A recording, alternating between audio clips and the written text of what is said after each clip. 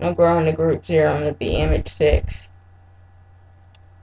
This would make more sense if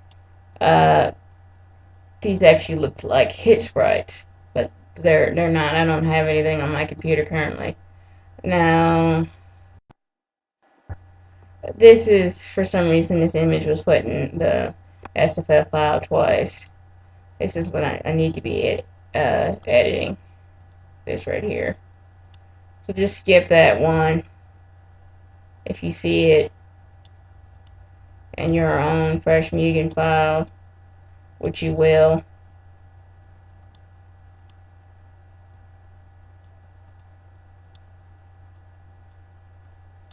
Remember to keep the shared palette checked off.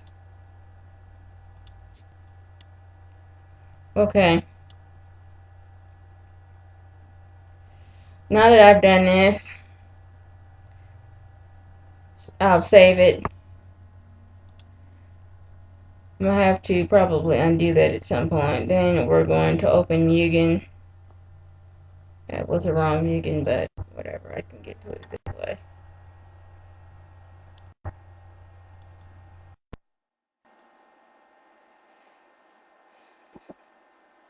Oh, by the way, Mugen 1.1 has not come out yet.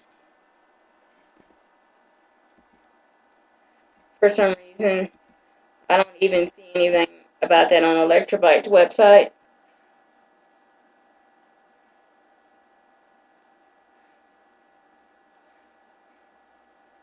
Now you can see that the default hitsparks have been changed, but not all of them. I didn't do the entire pack.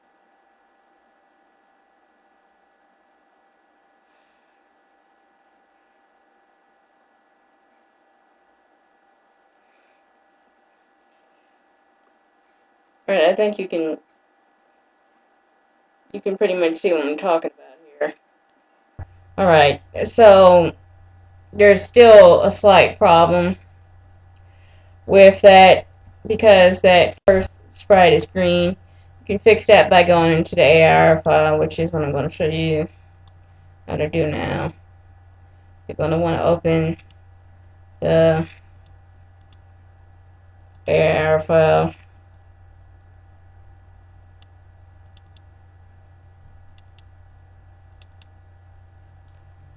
Looking quite ugly in this green color. What you're going to want to do is you're going to change the first sprite, which is the first sprite, and that SSF file was the first image in the light hitspark. That image is 0, group 0, image 0. What you're going to want to do is change that to group 0, image 1. And remember, the reason why I created 6 images, even though there was originally 5, is because the first image you're just plain not going to use. So now that that's been changed, you could save it, or either you could change the blending options from A to A1. I would only change this from A if, let's say, you're using a real sprite with a paletted background, where the background is transparent, then you could maybe make some really cool effects. But I'm using an image with a black background. Once that's done, hit save and close it out and go back to Mugen, and it should look better than it did the first time.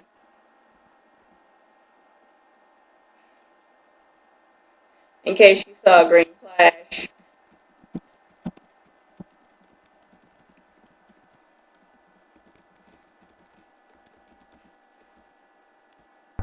Okay, so that's basically how you change the effects. I'm using a program called Particle Illusion to make those types of effects.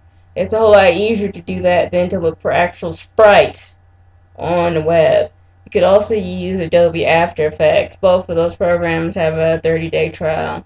Particle Illusion does have a bit of a learning curve. You could also make it in Photoshop if you're really good. I did create some effects purely in Photoshop.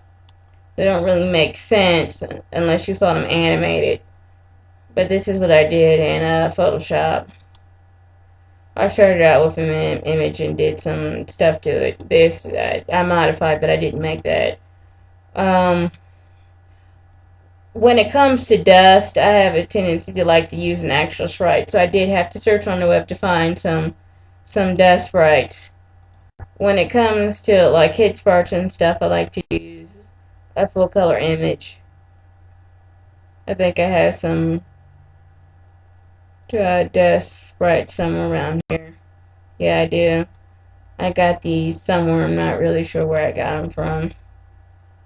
I put them in my last screen pack. You see, they look decent. They look better than what the default effects look like. At least I think those were the ones that I put in my screen pack. I'm not sure. Anyway,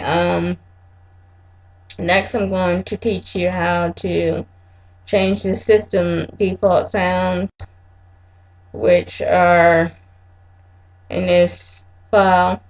There's also the default hit sounds, which usually I change, and you should change too.